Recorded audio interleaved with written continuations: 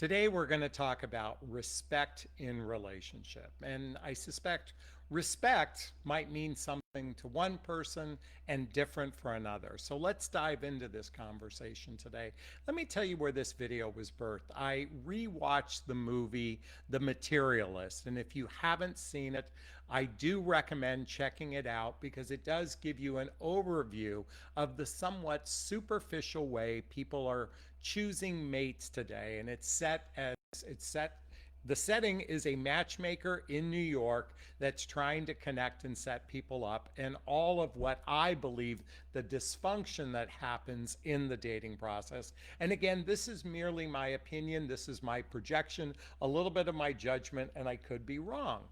But I started to think about what does it mean to genuinely respect someone in the early stages of dating? And I believe this is true for men as well as women. So let's just dive into that. What is respect? I mean, I want you to think about that for a moment. What does it mean to respect someone? We could look at them from a place of value. We could look at it from a place of status. We could look at it from the place of looks, which oftentimes people do. They focus either on looks or status or what they can provide versus what's actually in their heart. What is genuinely in their heart? Are they actually present with you, or are they looking just to say the next thing or take a selfie while they're on a first date with you? And I only bring this up because that actually happened in an Instagram reel that I was watching and made me think of how often people aren't very present in a relationship, when they're actually listening to one another, where they're actually conversing in a way that they can be seen, heard, and understood, where they're actually talking with each other versus at each other. And why I'm putting that in the category of respect is presence, Ask yourself, have you found your, well, let me ask you this. Have you ever been on a date where someone only talks about themselves? They only care about what's going to come out of their mouth. They're not actively listening. They're not present. Their head is in the future or in the past. I've certainly witnessed this as a man in the dating marketplace. I've witnessed women that are so much in their head that they're not actually present to the experience. But beyond presence, what else is really a function of respect? Well, in my opinion, and these are in no particular order when I talk about it from this heart centered vantage point, but a level of compassion. See, for those of us in midlife, many of us have had multiple relationships. We've had experiences where people in our lives are no longer with us. And actually having a bit of compassion for a person's experience is to me a demonstration of respect. When we can actually, please forgive me, I have to clean my glasses, they're a little bit dirty.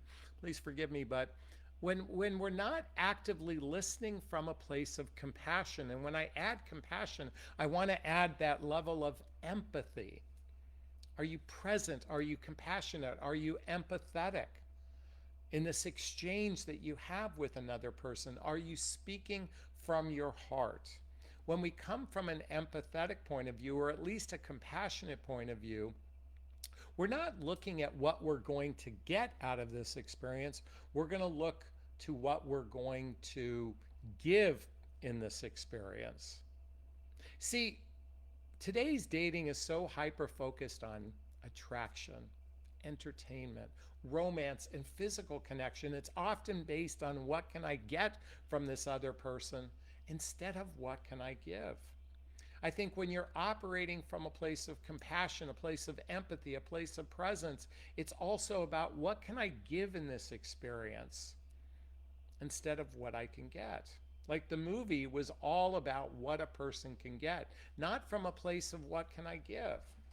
And I believe when we operate from a place of what can I give in this experience instead of what can I get, we naturally begin to respect this other person that we're communicating with. You know, sadly, um, when we're operating from a myopic point of view of what can I get, we're not operating from a place of what's in this other person's best interest is also my best interest, because that is where trust is built. Where is the, where is, I want you to think about it. Where is trust built? Trust is built not just from talking about fidelity for those more seasoned relationships. I think trust is built when what's in your best interest is what's in my best interest, looking out for the person's best interest because it's your best interest. Now, many of you might be shaking your heads, well, Jonathan, how do we build trust in the early stages of dating? Because trust is another facet of respect. How do we build trust? Well, I think it's important to experience a person through a variety of different circumstances.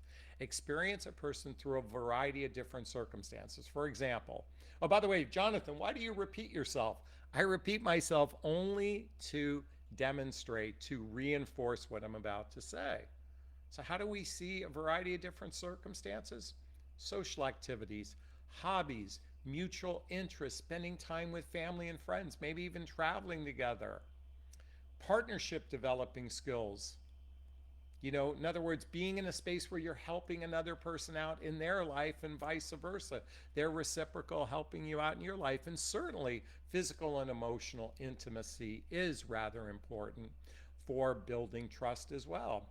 I'm a big proponent, to build a healthy, happy relationship, I think 3 huge components must be present. The first component is massive friendship. Think about the word massive friendship. Beyond just the surface level friendship, I'm talking about massive friendship where you really can't wait to speak to this person, where you feel like, oh my God, they're the person I want to talk to about what's going on in my life. When you have that level of being able to share from your heart, from that present, compassionate, empathetic, giving place of building trust. As you start to do this, not only are you building the blocks to love, but you're in a state of respect for this person. And when we can operate from this place, when we're building these blocks together, but I know it's radically difficult for many of you. We are so hyper-focused on that attraction piece as the building block that we negate and oftentimes miss the clues that will demonstrate respect for another person. I watched a video earlier about whether or not we should take it slow in the dating process. I kind of have an opposite point of view. I think we should go as fast as possible. Now, let me explain what I mean by this, okay? I think we should do as much uncovering of the other person as quickly as possible. Now, many of you have watched my videos, know I talk about not only should we be interviewing a person during the dating process, but we should be interrogating them. Now, with a little tongue in cheek, when I say interrogation, what is the concept of interrogating? It's about getting to the truth. It's about asking probing questions. It's about being radically honest with another person. And sadly, many humans do a very poor job of actually getting to know another human being. And so learning these skills, learning radical honesty, pre-qualifying the person, asking deeper probing questions early on just to see if you're on the same page, and have a laundry list of pertinent questions to determine compatibility. But Jonathan, I'm told that I should just have fun in the dating process. I'm all for having fun. But you can have fun in a way that actually helps you uncover another person instead of rolling the dice from a naive point of view. Did you see what I just did? Rolling the dice from a naive point of view. See, if you've been watching my channel, if you've been watching my content, if you're part of my group, Midlife Love Mastery, I'm all for operating from a conscious point of view, from an intentional point of view in the dating marketplace instead of the cavalier way people are approaching relationships. See, sadly, these days, and if you're a woman watching this, I know you're going to relate to this, but men are oftentimes driven by that biological point of view and not from a sincere point of view. This is why, and by the way, if you're a guy watching this, you know this. When you're on a first date, you know what's the number one topic on your mind? physical intimacy. But if you're a grown-up man, if you're an emotionally grown-up man, you're actually looking at dating from a vantage point of a long-term mating strategy instead of a short-term mating strategy. See, short-term mating strategy leads to hookups. It leads to a lot of friends with benefits in many cases. It leads to situationships, which means two people are engaged with one another but have no real plan of where this is going. It leads to casual relationships, and many casual relationships might have the agreement of monogamy, might even have the agreement of exclusivity, but no real plan on where this relationship is going. My whole coaching program, my whole philosophy is based on life partnership based relationships. So how are you going to get there? Listen, I'm a big proponent. Remember I talked about interrogation. And again, I say a little tongue in cheek, okay? But it starts by being open about your past. Folks, for many of us in our 40s, 50s, even 60s, we have a life that's happened well before we meeting this person. And that life gives us so much insight into this person as to who they are today. So I think it's imperative to have dialogue about how did you get to where you're at today. That means talking about your past relationships from a heart-centered place. One of the clues to pick up on those emotionally unavailable people is when they throw their previous relationships under the bus, when they have victim mentality, when they are pointing the finger and they're not looking at the three fingers pointing back at them.